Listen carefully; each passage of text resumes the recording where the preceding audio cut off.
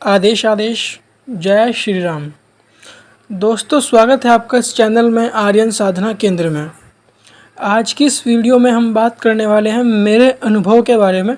देखो भाई, बहुत सारी वीडियोस हो चुकी हैं ऑलरेडी कि साधना गोरखनाथ की कैसे करें, काली की कैसे करें, पता नहीं कितनी हो चुकी हैं। मतलब भाई ठीक है, बतेरी हो गई अब। और भाई सिद्धि ट्रांसफ़र के विषय पे भी बहुत सारी वीडियोज़ अब हो चुकी हैं। तो अब थोड़ा विश्राम लेते हैं साधनाओं से और अब चलते हैं अनुभव की तरफ। तो वीडियो की शुरुआत करने से पहले बता दूं कि मेरी दीक्षा की फ़ीस 2550 सात्विक की है, 3100 रुपये तामसिक की है। पूछा की फ़ीस 200 रुपये है। अपना फ़ोटो, एड्रेस, नाम, पता, अपने माता पिता का नाम मुझे व्हाट्सअप कर दो। 200 रुपये पूछा की फ़ीस फ़ोनपे, गूगल पे, पेटीएम कुछ भी कर दो। इस नंबर पर जो स्क्रीन पर चला हुआ आ रहा है, स्क्रीनशॉट भेज दो। पूछा तुम्हारी रात तक हो जाएगी 24 आवर्स के अंदर अंदर। ठीक है, बात करते हैं कि ट्रांसफ़र की फ़ीस मेरी 6100 रुपये है एक शक्ति की। शक्ति ट्रांसफ़र में माता काली, भैरव बाबा, 5 बावरी और माता मशाणी में जितने भी मशाणी हैं वो सब उपलब्ध हैं। ठीक है, ट्रांसफ़र का टाइम होता है 3 महीने। तो भाई अब चलते हैं अपने अनुभव की तरफ। देखो भाई, अगर तुम लोग चाहते हो कि मैं तुम्हारे अनुभव शेयर करूँ अपने चैनल पर, देखो ऐसा नहीं है कि मैं तुम्हारा नाम लूँगा, तुम्हारा नाम उसमें नहीं आएगा। तुम चाहोगे तो ठीक है, जो तुम्हारे अनुभव होंगे वो तुम मुझे भेज सकते हो व्हाट्सएप पर, या फिर मुझसे रिकॉर्डिंग करके भेज सकते हो। तो मैं तुम्हें जो है तुम्हारा जो अनुभव है वो तुम्हारी परमिशन से यूट्यूब पर डालूंगा, अगर तुम्हें पसंद हो तो। बाकी भाई तुम्हारी मर्ज़ी है, ठीक है, तुम्हारा ही अनुभव है, तुम शेयर करना चाहो या ना चाहो। मैं अपना अनुभव शेयर करता हूँ कि मेरे साथ पहली बार क्या हुआ जब मैंने पहली बार भक्तावल की दुनिया में कदम रखा। और माता सबसे पहले ही मैंने माता मरघट की कालका की साधना की। और इस वीडियो में तुम्हें पता चलेगा कि एक्चुअल में गुरु की ज़रूरत क्यों होती है, गुरु क्यों इतना आवश्यक है साधना सिद्धि के क्षेत्र में। अगर तुम्हें क्षेत्र में उतरना है तो पहले गुरु की आवश्यकता क्यों होती है, इसको तुम जानोगे बड़े अच्छे से। और आज इन सब चीज़ों से विश्राम लेते हैं, बतेरी साधना वादना हो गई। ठीक है, अब चलते हैं अपने अनुभव की तरफ कि मेरे साथ क्या हुआ, मैं कैसे भगत बना। तो भाई सुनो, 2020 की बात है, हमारे फादर एक्सपायर हुए तब।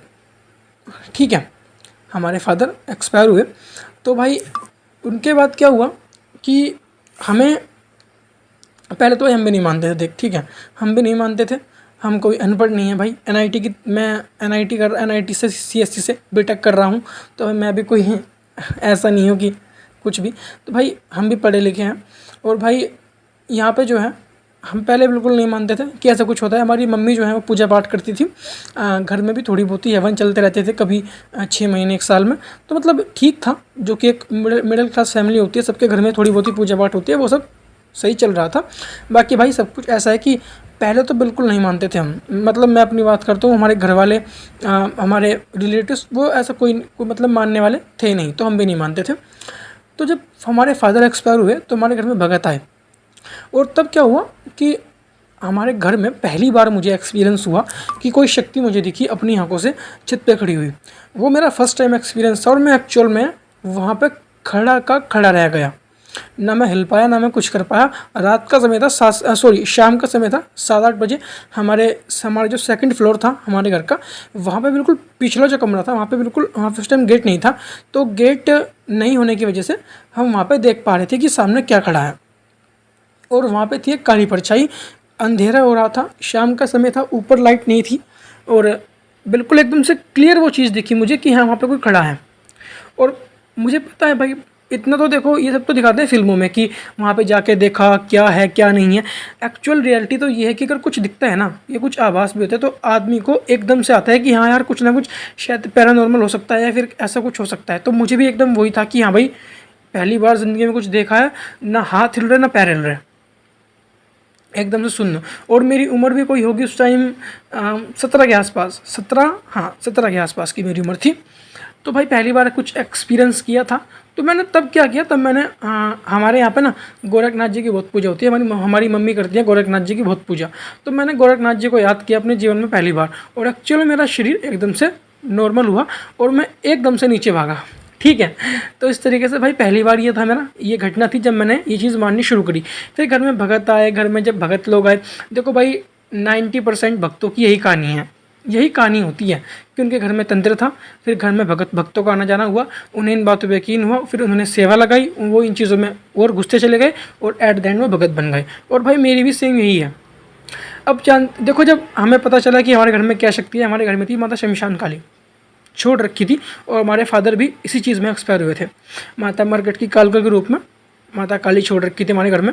तो मुझे पहली बार जब उनके बारे में ज्ञात हुआ, उनके बारे में पता चला कि हाँ भाई हमारे घर में कोई ऐसी शक्ति है, तो फिर बहुत सारे भगत आए घर में, ठीक है, तो उन्होंने वो शक्ति हटा दी। उनके हिसाब से वो शक्ति हट चुकी थी, जबकि ऐसा कुछ हुआ नहीं था। वो तब भी वहीं पे थी और वो आज भी वहीं पे है। हमने वो घर छोड़ दिया है, ठीक है। और क्योंकि उस टाइम मैं भक्तावल में इतना वो नहीं था कि मैं कुछ कर सकूं। हाँ मैं भाई, अब तो देखो जब गुरु बनते हैं, सीखते हैं, फिर अलग बात होती है। दूसरी बात, वो घर हमने बेच दिया है, तो उसमें हम कुछ अब कर भी नहीं सकते, ठीक है ना। बाकी भाई देखो, भक्तों की अपनी अपनी बात होती है। कोई भगत झूठ बोलता है कि भाई मैंने शक्ति हटा दी, जबकि एक्चुअल में हटा नहीं पाते। तो वो शक्ति तब भी वहीं पे थी। तो भाई हमने क्या किया, नवरात्रि आई। नवरात्रि में मैंने पहली बार अपनी ज़िंदगी में, देखो बीच में क्या हुआ कि मैंने यूट्यूब पे खंगाला, शक्तियाँ क्या होती हैं, कैसी होती हैं, कैसे कार्य करती हैं। तो जो यकीन है वो बढ़ता चला गया कि यहाँ शक्तियाँ होती हैं, पैरानॉर्मल चीज़ें होती हैं, भगवान नाम की शक्ति इस संसार में व्याप्त है और काम करती है, ठीक है। तो ये था मेरा पहला अनुभव। उसके बाद देखो बीच में काफ़ी कुछ जानकारी मैंने यूट्यूब से इकट्ठा की, गूगल से इकट्ठा की, तो फिर मैं एक नतीजे पर आया कि मैं माता मरघट की, क्योंकि मैंने एक ही नाम सुन रखा था अपने जीवन में, एक तो गोरखनाथ और दूसरा शंकर भगवान, हनुमान जी महाराज, और फिर मैं यहाँ पे हमारी थी माता मरघट काली, ठीक है। उनका नाम मैंने नया नया सुना था। तो भाई फिर मुझे क्या लगा कि हाँ मुझे मरघट काली की साधना करनी है, और मैंने फिर की। उससे पहले एक्चुअल में मैंने हनुमान जी की सेवा की। काफ़ी दिन मैंने हनुमान जी की सेवा की। मुझे हनुमान जी के एक्चुअल में एक ही दिन की सेवा में उनका जो बीज है वो मेरे अंदर व्याप्त हो चुका था। बीज मंत्र मैंने जाप किया उनका, और एक ही दिन में मेरे अंदर उनका अंश आ गया। पर यह है कि फिर मैंने उस सेवा को इतना कुछ खास में आगे कंटिन्यू नहीं कर पाया। मैंने लगभग 1 साल के आसपास, 6 महीने के आसपास उनकी सेवा करी बड़े सच्चे मन से। उनके व्रत किए, मंगलवार के 21 मंगलवार मैंने किए थे उनके, मेरे याद है। तो भाई तो मतलब काफ़ी कुछ किया भक्ति के क्षेत्र में पहले। मैंने करी कि अब से मैं माता की सेवा करूँगा, और मैंने जो है माता मरघट की कालका की सेवा उठा ली।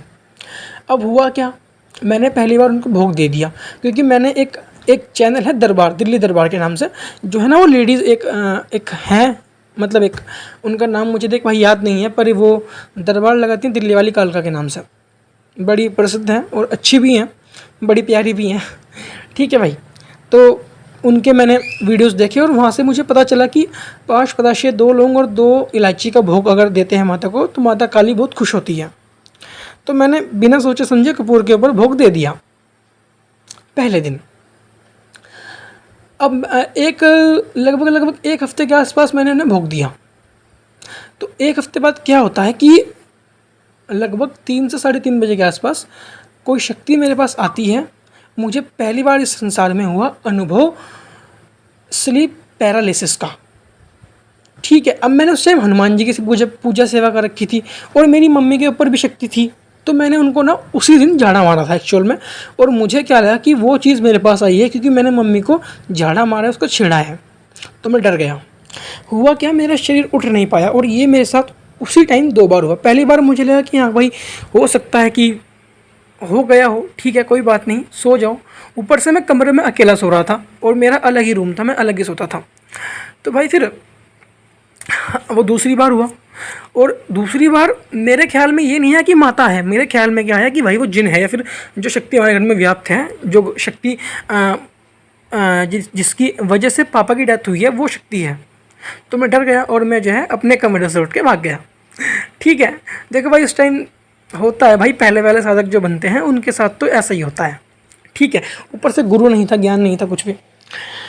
इसके बाद क्या हुआ, अगले दिन मैं गया एक भगत के पास। हमारे गांव में एक भगत है, प्रसिद्ध है काफ़ी पहले से, ठीक है।